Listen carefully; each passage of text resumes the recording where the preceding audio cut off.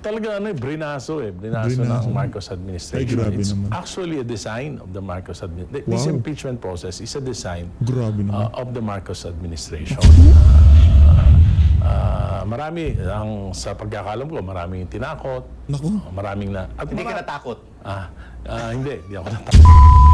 Naku, mamaya na ho natin babaran yung interview na yan itong si Congressman Egay Irice kaugnay sa impeachment nitong si BP Sara at kung bakit nag-abstain siya noong pinagbotohan yan sa plenaryo. Unahin na ho muna natin itong kay Ping Lacson, pambihira ka talaga. Ping, huwag ka masyadong magpahalata. Pagkatapos ho kasing nag-post nitong si Amy Marcos na kesyo tumawag na sa kanya itong si Senate President Alan Peter Cayetano na bukas na daw ang investigasyon ng Blue Ribbon Committee kaugnay sa mga maanumalyang flood control project. Heto ho si Ping Lacson, nag-aalburuto sa social media. Lacson, Senate coup in the works. Expect fireworks next session, palakpakan. Ngayon ho mga kababayan, siguro maliwanag na ho sa ating mga kababayan na hindi ho talaga impeachment ang nagiging dahilan, ang dahilan ngayong mga panahon na to kung bakit gusto nilang patalsikin itong si Cayetano bilang Senate President. Maliwanag ho ang ini-aim ho talaga ng grupo ni Marcos Jr., yung mga DDH dyan sa Senado, yung mga diehard Duterte haters. May kalalagyan kayo pagkatapos ng administrasyon na to. Siguraduhin nyo lang na ma-impeach nyo si Sara.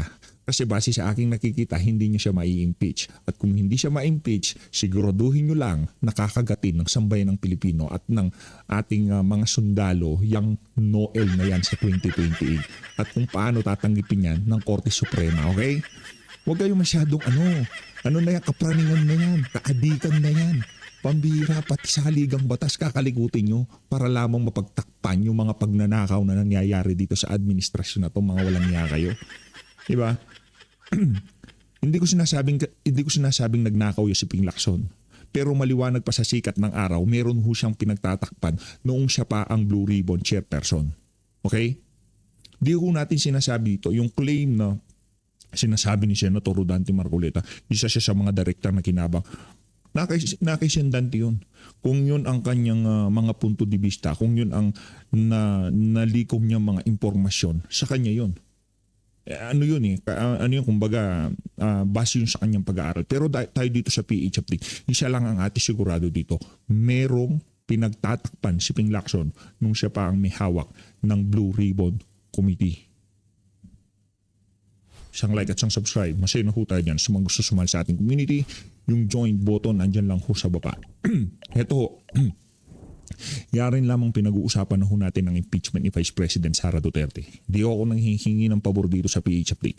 Hindi ho tayo nanghihingi ng donasyon. Wala ho tayo GCash. Hindi masamang maglagay ng GCash. Kung gusto nyo hong direktang suportahan yung mga vlogger, wala ho tayong problema dyan.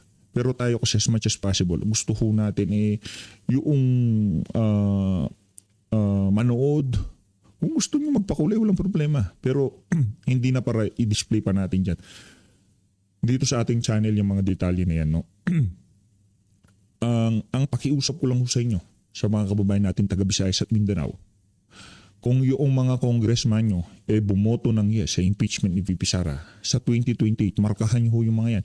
X na ho yung mga walang yung congressman na yan dahil mas papahalagan pa ho nila yung 3 years extension kaysa sa mga kapakanan nyo. Mas papahalagaan pa ho nila kung anong makukuha nila dyan sa impeachment na yan.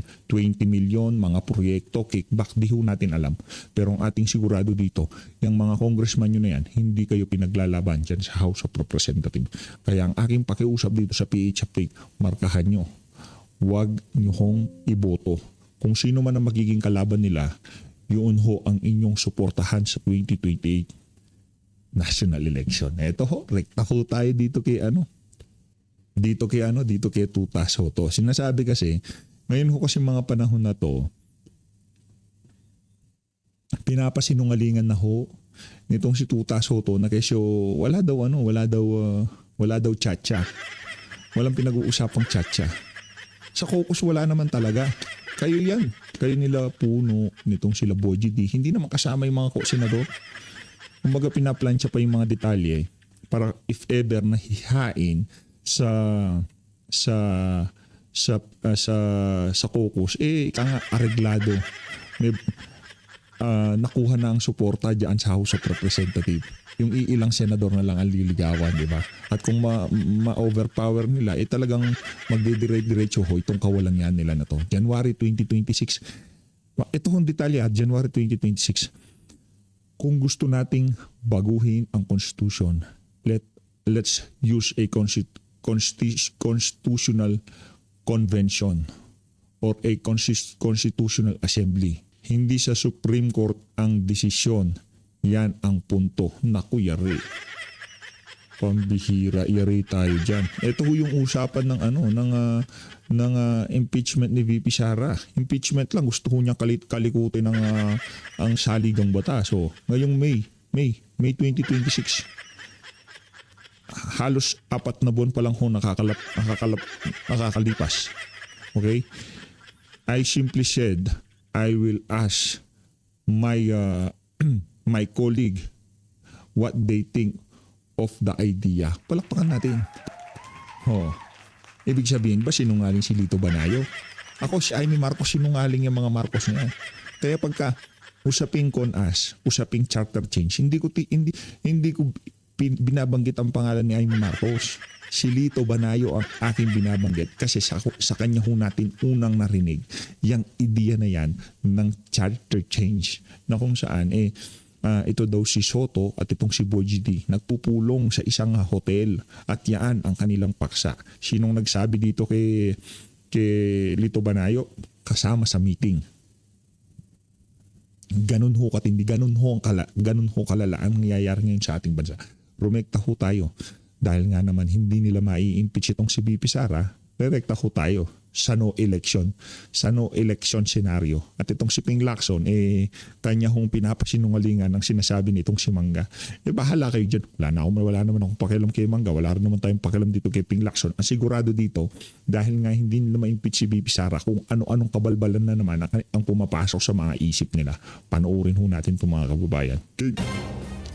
Pinabulaanan ni Senator Ping Lacson ang pinapakalat ni Senator Amy Marcos na posibleng no-L o walang eleksyon sa 2028 para ma-extend ang termino umano ni Pangulong Bongbong Marcos. Nasa frontline ng balitang yan, si Mayan Los Baños. Hindi pa rin nawawala Yung palang yung background music pa lang talagang mapapapanood ka na. Kala mo totoo mga sinasabi nila dyan sa mainstream media, no?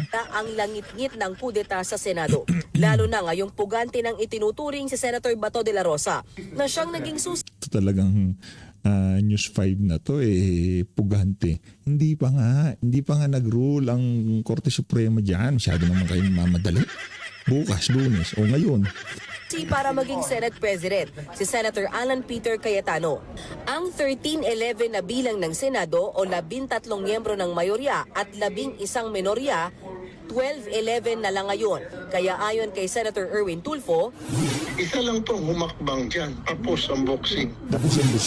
pero sa isang interview, sinabi ni Senator Amy Marcos na kaya lang naman daw gustong mapalitan ang Senate leadership ay dahil sa itinutulak na charter change sa pamamagitan ng Constitutional Assembly o CONAS. Ibig sabihin, mga nakaupong mambabatas ang hihimay at babago sa konstitusyon.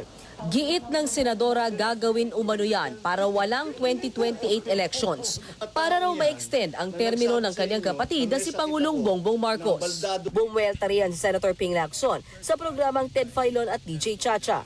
Outright lie. Kasi nungalingan, walang pag-uusap kami, mati yung mga focuses namin. Iyan na nga ba sinasabi ko kay Ping Masyado ho siyang assuming na lahat ng detalye binabanggit sa kanya ng riding in tandem niya. Ang kapartner niya dyan sa Senado. Diba katandem niya, yung si Tota Soto, hindi niya sinasabi, hindi niya binabanggit. O baka outright lie yung sinasabi mo na yan. Kasi kahit alam mo, i-deny nyo kasi wala na kayo sa pwesto. Palakpakan. Walang nga kayo Napakalimita may mag-focus sa minorya. Never yang napag-usapan. Never yang. First time ko nakitang ganito itong si Ping Lacson. Sa totoo lang. Nalulungkot ako. Mataas ang respeto ko dito sa mama na to. Real talk Ay sinasabi ko na sa inyo. Bago pa nangyari itong mga kaganapan na to, mataas ang respeto natin dyan kay Ping Lacson. Isa yung mama na yan sa atin talagang tinitingnan na napakataas na standard, di ba? Ping Lacson yan di ba? Walang pork barrel.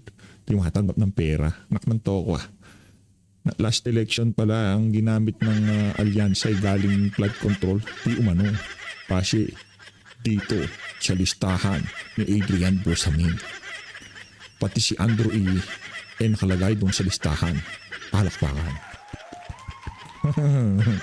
At kung sakali man na itong si Andrew E. nagsisigaw-sigaw na ang tawag dito, anong sinisigaw niya? Puro kabalbalan ng mga ano nun mga sinisigaw-sigaw niya di ba?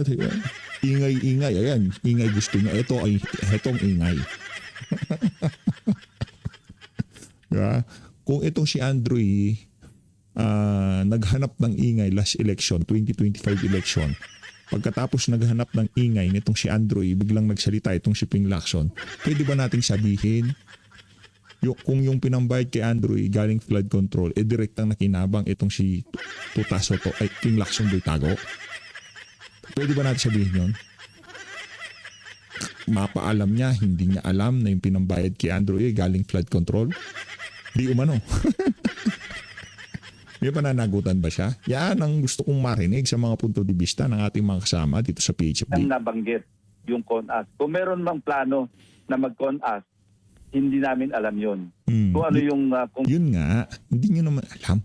Yung problema kung hindi nyo alam, hindi nyo alam. Kung meron man, at kung meron kami narinig, hindi namin alam kung ano yung end state na gusto nilang makita. Kung matatandaan itong Lunes, nabanggit din ni SP Cayetano ang tsa-tsa sa kanyang press con. Ilang beses pa nga niyang binigyang diin at 2023 pa gustong i-abolish ang Senado. I really believe that the events in the last few months was also intentional na ma-weaken ang Senate because bubuhayin yung constitutional change, except this time around, regional Senate ang gusto nila. Ako? But to do that, siguro, part of the enticement is that may term extension. Yun. Nang tanungin yan kay Lacson, Hindi ko alam kung ano yung pinanggagalingan ng kanilang kasi para kaming nangangarap na lang lagi walang ganyan pag-uusap. Ang dominant na tuwing mag-uusap kami, ibalik natin yung dignidad ng Senado. Ibalik natin. Si Raulo ba tong si Ping? Kung pwede lang magmura, mumurahin kita Balik ang dignidad ng Senado. Nagwawala na sambay ng Pilipino sa korupsyon na nangyayari sa administrasyon na to. Nasa inyo ang beat, nasa inyo ang bola para mag-imbestiga sa mga maanumalyang flood control. Inupaan mo, walang yaka. Raulo ka ba?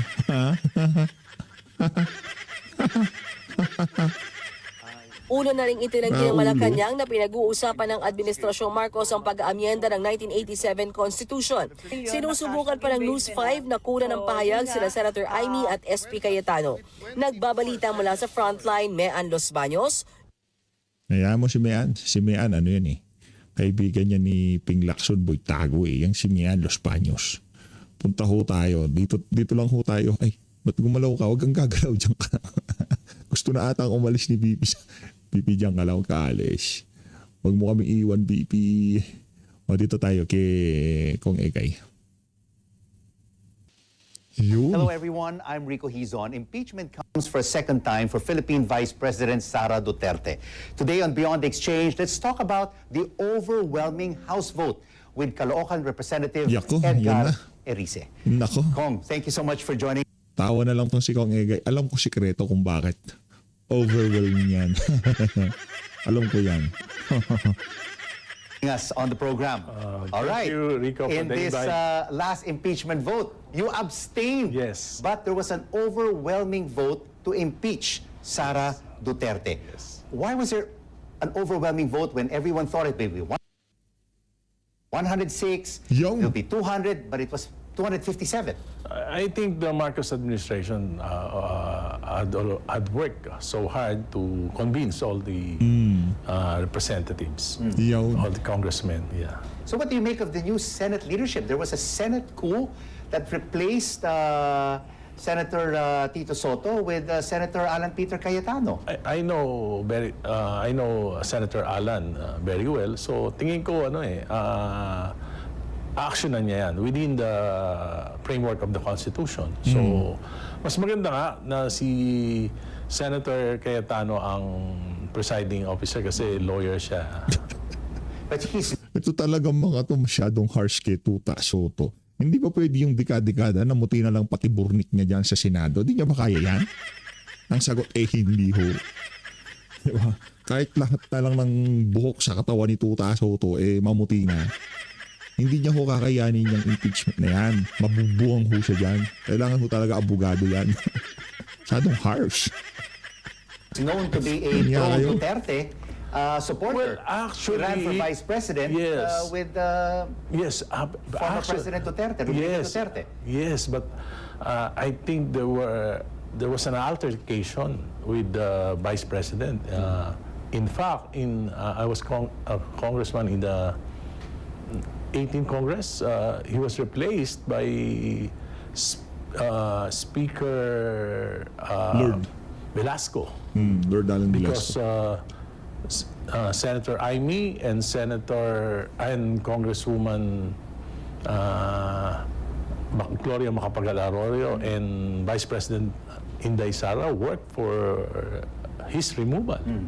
So you believe now that he is the new Senate President, we will have a fair impeachment trial? I think so. We will have Galing na ho yan sa isang dilawan pinklawan na mas magkakaroon tayo ng fair impeachment trial kung itong si SP Cayetano ang magiging presiding officer diyan sa ano na yan, magpipreside diyan sa impeachment na yan. Maliwanag pa ho sa sikat ng araw, okay?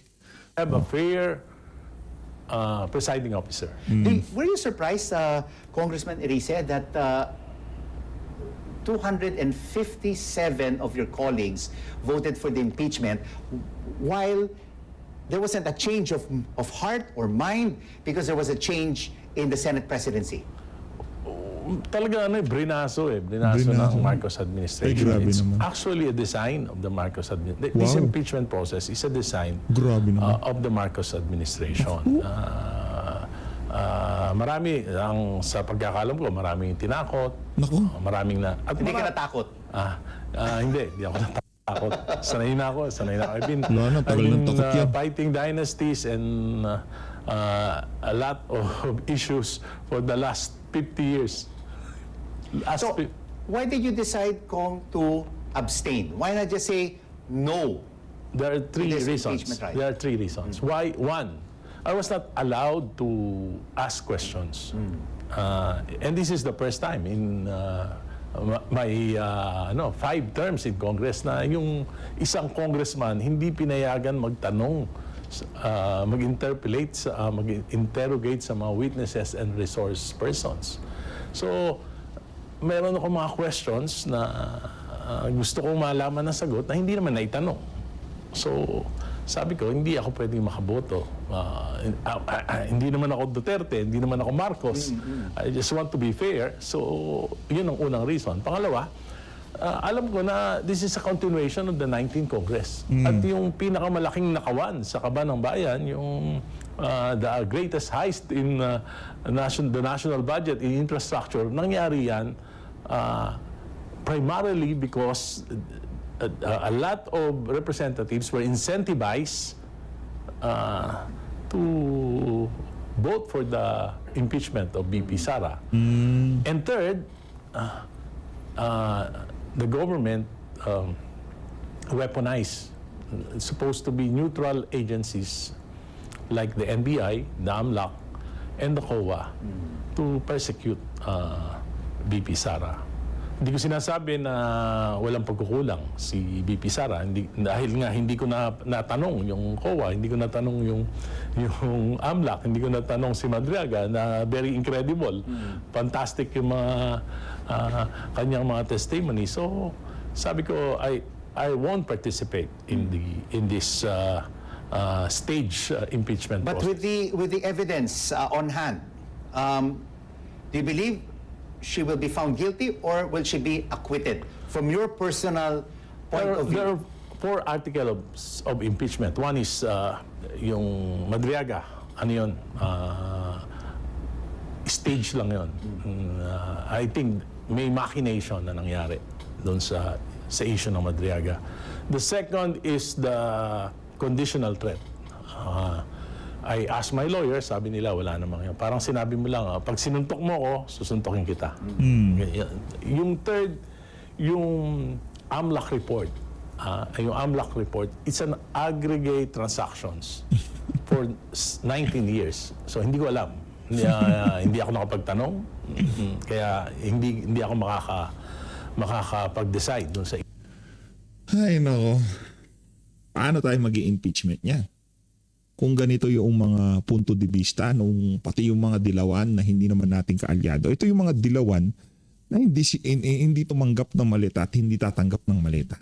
Dalawa ko kasing uri yung mga dilawan. Yung mga hardcore liberal, sila. Sila yung mga hardcore. Yung mga basurang dilawan naman, sila Shelo Magno, sila Ralph Recto, Kiko Pangilinan, Risa Hontiveros, mga basuran dilawan ho yan. Yung mga dilawan na yung mga dilawang oligarchs. Okay? Yan ho yung mentalidad ng dilawang oligarchs. Etong mga hardcore dilawan. Ito yung mga OG na dilawan. Talagang mayroong prinsipyo at paninindigan. Hindi naman kasi natin sinasabi na mga Duterte lang ang mahusay, Duterte lang ang magaling. Oo, siguro sa mga sa mga certain na polisiya o mga talagang pagkatinayuan nila pagdating sa politika, talagang tatapusin nila. Siguro Duterte talaga yan. Pero pagdating sa mga dilawan, meron din naman ho silang ideolohiya. At yung iba dyan, talaga masasabi naman natin na may pinanghuhugutan. Ang ano lang ho talaga, ang diferensya dito yung mga dilawan na kagaya ng mga nabanggit natin na walang prinsipyo at paninindigan. Sa issue na yon. Yung pang-apat, yung kanyang bank deposits, inilagay ni BP Sara sa others. So yun, medyo questionable sa akin yun. Kasi nagpa-file ako ng asalin, inilalagay ko yun sa. Yung bank deposits ko, may specific item, bank deposit, hindi aggregated dun sa others. So I think this With should. all is said and done, with all of these 4 issues, not guilty, guilty. Well, kaya nga ako nag-abstain dahil I wasn't able to ask questions. And I will not be in the position to judge the presence of probable cause. Senator Lauren Legarda, what comes to mind? She was an ally of Senator Tito Soto, and she turned. She joined and voted for Cayetano and the Duterte group. Your thoughts on that? Maybe Because her son is your colleague Yes. in the lower house. She's a mother, I think. What they did to his son is something that I think influenced her decision. So that's a major decision why she decided, Yeah. you believe, I believe. because of what's happening with her son in the lower Yeah. house. What's likely to happen to our country, Congressman Rice? There are just too many developments. The Senate, the lower house, the impeachment, our economy, rising prices, our weak currency. The buck stops with our leader. Our main problem is the president. We have no direction. We lack the vision. We cannot even make decisions. And we cannot even provide hope. I think, But the president still has 2 years yes. in office. What should he do? I think wala nang masyadong magagawa in terms of legacy. Gusto ko tong style nitong si Sir. Parang nangyayari, ang gago natin. Pambira oh. Gago natin. What should we do? Papaganyan ako. Nagugulat akong ganun eh. The programs, projects, wala nang magagawa in the next 2 years. Especially At least, hindi siya sintu-sintu kagaya nung pumapalit kay Ma'am Pinky Web dyan sa anong pangalan? On Point, diba? Yung lalaki reporter. now that we have 7.2 inflation rate, tapos 2.8 yung ating GDP for the first quarter, and the projection is for 2026 around 4.1%. Parang alam naman ng Malacanang na magulo, walang kaayusan, pero parang hindi nila alam yung solutions. Well, that's really a big problem. Tingin ko mayroong magagawa si Presidente. A contribution for our country is to set a direction for the next administration. How? One is, tingin ko dapat she should convene a commission that would study what is wrong with the government structure and would recommend some revisions in the 1987 Constitution and hand it to his successor for early implementation, early in But whoever.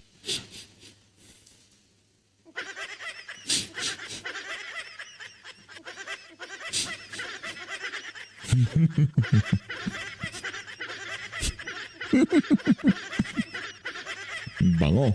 We already have a credible economic team, a credible cabinet, administration that will basically set the stage for the next administration But the in president is 2028. already compromised by the cover-ups. A cover-up will require a series of cover-ups. Yung may cover-up dito sa flood control mess eh. So, walang mangyayari.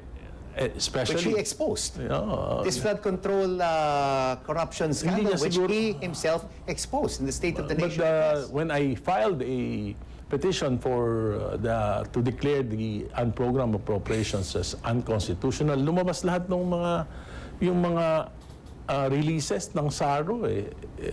He allowed the releases of hundreds of billions in flood control and other anomalous projects. So, sabi niya, ipaprioritize niya yung creation of the Independent People's Commission that will investigate all this corruption. And it doesn't happen. Nag-overtime kami. I was one of the members of the committee, pero bandang uli, hindi rin itinuloy. So, every time na lalapit na sa Malacanang yung investigation, humihinto na eh. So are you saying then from now until 2028, we won't see any more Yes. incumbent politicians, lawmakers behind bars who have been pinpointed already by several? I don't think that the president is capable of that because this flood control. Ato take ko kay Erice. Naglalaro ho ito. Naglalaro itong si Erice. Malamang sa malamang meron na rin tong nakausap na mga dilawan sa loob ng Malacanang. At kung bakit sa dami-dami din na nagsasalita sa administrasyon na to, ito yung isa sa mga individual na nung mga nauna ay talagang ang lakas niyang kumbaga lakas niyang bumanat kay Marcos Jr. Maya-maya bigla siyang naglaylo. Ano ba, Congressman Egay, natakot ka ba kagaya nung ginawa dito? Ay, natakot ka ba na baka gawin sa'yo yung ginawa dito kay dating Congressman Mike Defensor? Palakpakan page. Palakpakan mo si Congressman Egay. Naglalaro si Egay. Nawawala bilib ko sa iyo, brat. Nung narinig ko kanina na gumawa ng isang grupo para ripasuhin na salig ang batas, napaganito ako eh. Hangin lang ho sinisinghot natin ha. Wala akong pulburon. Di ho tayo sisinghot yan. Di ho tayo sisinghot ng pulburon. Diba? Oh, di ho tayo makikipag-jamming sa mga sirauli na yan. Sinabi niya tapos ibigay sa kanyang sa kung sino man ang papalit sa kanya. Kung inumpisahan na yan, term extension tayo dyan. Gusto mo ba yun, Kung Egay? Nahihiya pa si Kung Egay. 3 years din yun. Ayaw mo. Ayaw mo gusto. Sabi ko na eh. Ayaw mo gusto. Gusto, ayaw. Nahihiya pa, 3 years extension. Walang gasto sa eleksyon. 3 taon pa mamumuna. Palakpakan. Gusto, ayaw. Mess is an all-government collaboration from the Senate to the House to the Executive Department. Because Sinasabi you ko. already have the Office of the Ombudsman officially receiving the partial report of the Senate Blue Ribbon Committee on the flood control corruption. I mean, Senator Lacson Yes. has basically transmitted these findings. Yes. So Ang it has problema- already exposed basically several Yes. politicians Yes. on the list. Pero lahat ng mga expose lang na wala naman talagang... Is it just a moro-moro? Yes, it's a more. Wala namang talagang serious effort to collect all the evidences. Kasi, imagine, Saldico is in hiding, di ba? Hindi na pinapatawag yung Secretary of the DBM. Na siya lahat mag-release nitong pondo na ito for all these flood control ghost projects and anomalous projects. E.S. Bersamin and Yusek Adrian Bersamin, andyan lang pero hindi naman pinapatawag. So, I think it's really a cover-up. Parang selective justice. Pagka medyo naiinip yung mga tao, magsasabi, papakulong, December 15, wala naman nakulong. Mga ganun. Ngayon, sabi, may papakulong na si Speaker Martin and former Senate President Jesus Sumero. Pero wala rin naman. Kasi maraming alam lahat eh. Yeah. So, pag pinakulong mo yung isa dyan, gaya nga nasabi ni Speaker Martin, I will not go down alone. So what do you think of this new Senate lineup? And potentially, Senator Marcoleta will take the cudgels again of the Senate Blue Ribbon Committee. Do you think he will expose more than what is already in the report of Senator Panfilo Lacson? I'm not sure, but I know for a fact that You worked with Senator Marcoleta Yes. in the lower house. Yes, for a while in the 18th Congress. Pero tingin ko si Senator Alan, he would rather the new majority would rather choose a less controversial figure to head the Blue Ribbon Committee. Who do you think would that be? Well, there are a lot of names, pero siguro si Senator Pia Cayetano would be a good choice for that. Medyo, impartial lang. From your current reading of the political situation, will it get worse before it gets better? Or are we in for better times, Congressman? Politically, economically, I think it will be worse before it gets better. Kong, why are you supporting Mar Rojas for president in 2028? Iyon. Well, during the time Yan ang mga gusto kong tanong. bakit mo sinusuportahan si Mar Rojas, di ba? Anong gagawin natin? Magta-traffic tayo dyan sa EDSA? Hindi. Wag mong i-bring up yun. PH. Wag mong uulitin yung ginawa ni Mar Rojas na umuulan, ganyan siya. Stop. Ganyan siya. Ano? Sa tagal-tagal ho natin nagmamaneho, yung sign na ganito, first time ho nating makita, yung ganito, ay si Sigera yan di ba? Pero itong ganito, iba yan. of Pinoy Pambihira talaga si 2016, Maro. our country is a rising economic tiger. Na yung ating GDP consistent for 6 years. Yung loans natin pinakamababa sa lahat ng administration, about 1.2 trillion. Unlike during the Duterte, it's about 7 trillion. Now, almost 6 trillion in 4 years. So, nakita ko yung... And Mar Rojas is one of the closest advisors of Pinoy. So, sa tingin ko, kung nanalo siya, palagay ko nasa na tayo. Baka nasa na tayo, nagtuloy-tuloy. Nasa kanal na tayo. Ay nako. Baka mas napaaga itong sitwasyon natin na to. Di ba? Kung si Mar Rojas ang pumalit kay Noynoy Aquino, itong si Mar Rojas, baka itong sitwasyon na to ay maaga nating naranasan. 2016 pa lang, failed state na ho tayo. Yung progress. First world na tayo. Kasi we are a rising tiger really in... So, have you spoken to him? And Yes. is he interested Hindi in pa running? yung tulutan. Una sa lahat, bago mangyari yan, dapat nating magkaroon ng independent foreign policy. Habang lahat ng gusto ng mangyari ng Amerika sa Pilipinas, yun ang nangyayari. Hindi nila pahihintulutan na ika nga umunlad ang sambayanan. Diba? Dahil nasa interest nila na manatiling mahirap ang ating bansa, di ba? Pagdating sa ekonomiya, pagdating sa defense, pagdating sa technology, paborable ho sa Amerika na manatili tayong mangmang para ika nga kung saan nila gustong ibaling yung tali sa liig ng Amerika sa sambay ng Pilipino, doon mapunta.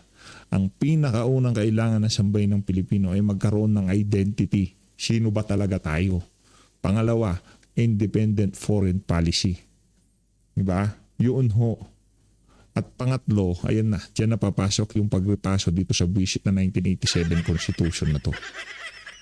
Hindi dito sa administrasyon na to, ha? Baka hindi dito sa panahon ni VP Sara yun. 2028. Sabi niya, masaya na siya dun sa pag-alaga ng dalawang anak niya So what do you think, Congressman Erice, will convince Mar Rojas to run in 2028? Is it the state of our economy, the state of our politics, and the state of where our people are at right now?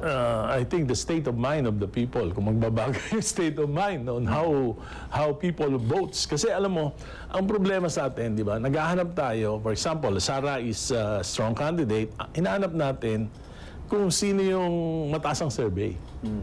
Kung sino yung mataas ang survey, yan yung panlaban natin. Whether he is qualified or not.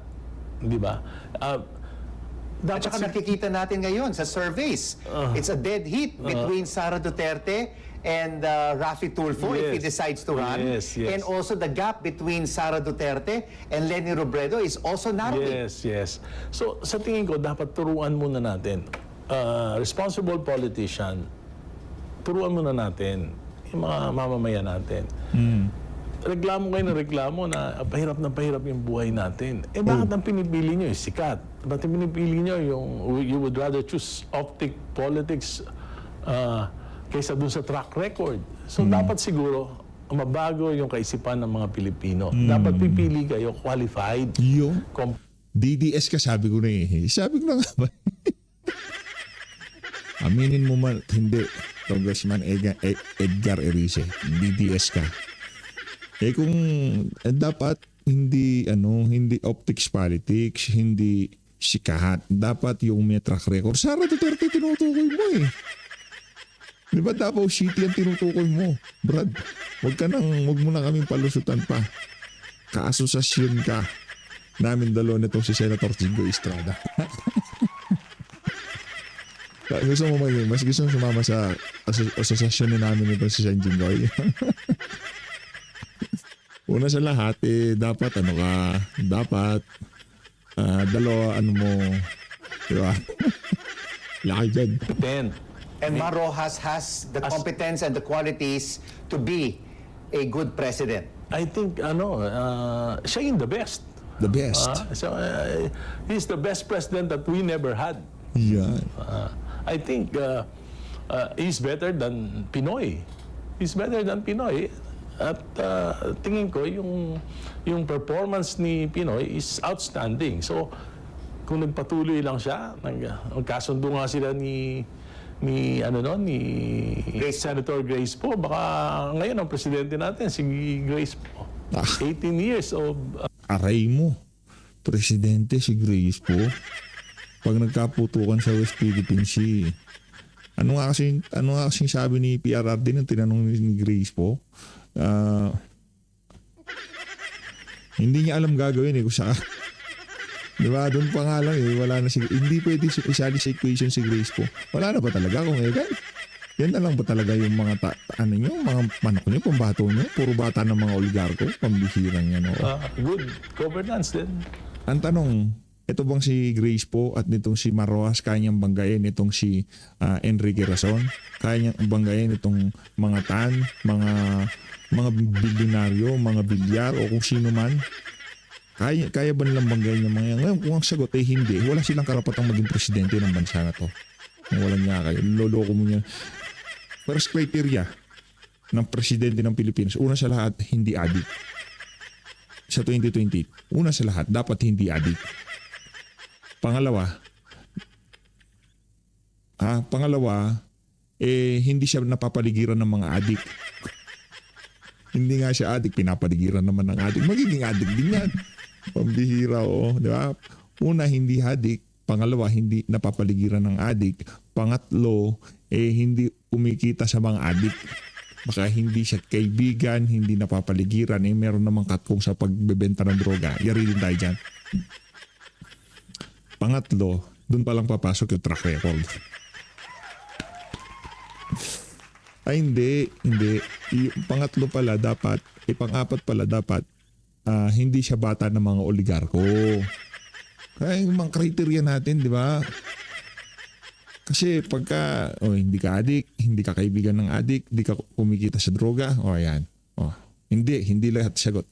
Hindi ka bata ng oligarko, naku, bata ka ng oligarko, tapos na. Hindi ka napasok ka agad. Kasi interest ng oligarko gagawin mo bago interest ng sambayan ng Pilipino. Tapos na tayo dun sa 4 na criteria. Hindi rin siya bata ng oligarko. Pang-5 criteria, doon palang papasok track record.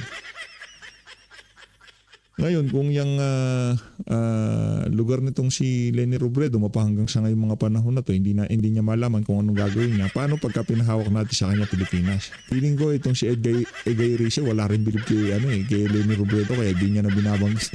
Kaya ayaw mag-anunsyo ng Leni, kasalanan mo eh. Marohas ka ng marohas, yung pinupus ng mga kasama mo. Pambihira. Sayang. What would convince Mar Rojas Mahal to niya run for naman 2028? If he's included in surveys and he sees that his numbers are going up, you Yes. think that would convince him? Because Yes, I've also I been think so. trying to have him here on Beyond the Exchange. And he's always told me, Rico, it's not yet time. It's not yet time. I'm not yet ready. Yes, I think so. Pero si Mar naman is very concerned with what's happening to our country, and from time to time nag-uusap kami at nakikita ko nalulungkot siya dun sa mga nangyayari. At lagi niyang tinatanong, ano ba pwede nating magawa in one way or the other, little things na magagawa. Pero ngayon, nakikita niya ano mabago? Paano ko mananalo kung iyan pa rin naman yung Ang frame of mindset mind, ng mga voters. mindset ng mga voters. No? So, It looks like you're really dead set on really convincing Mar Rojas to run for president in 2028. What if he says, Edgar, I'm sorry, ayoko na. Who else will you support? Leni. Will you still continue to push for Mayor Leni? Or maybe even Senator ayaw rin Risa ni- or Senator Bam? ayun nga ang problema eh. Si Mayor Leni, ayaw niya rin. Yung mga magagaling, ayaw eh. Naku. Di binanggit. Bam, hindi ka daw magaling, sabi nitong si Egay, But I will continue to support whoever will be the candidate of the Liberal Of Party. the Liberal Party. Of the Liberal. Who else? Who else? There's Kiko. Kiko. Ayun na nga mga kababayan, dito nung natapusin natin. Nantawa. Kung Egay, ano ba? Wala na ba talaga? Walang hiyakaw. Wala na ba talaga? Wala na. End of liberal na. Wala na. Ihahaing niya sa amin na panlaban kay Sara Duterte. Ito sige ko Pangilinan. Pambihira niya, no? Pero feeling ko, base sa mga napag-usapan, nating na-discover dito sa video na to, sang-ayon nitong mama na to sa Chacha. Kahit mag-abstain siya, ika nga, naglalaway siya doon sa 3 years extension. So Luis, maraming salamat po sa pagsuporta sa PH Update. Mag-iingat po kayong lahat. Palakpakan ho natin yung mga congressman na inuna ang kapakanan ng kanilang mga nasasakupan kaysa doon sa 3 years extension na pinangako sa kanila ng Bangag Administration. Mahalin ho natin ang Pilipinas. God save the Philippines. Himala ho. Sa manwala ho kayo sa hindi. Basta mga nangyayari ngayon, himala na lang ho makakapagpasalba sa atin dito sa problemang kinahaharap natin ngayong mga panahon na to. God save the Philippines. Tama ho yung sinabi ni Bibi Sara.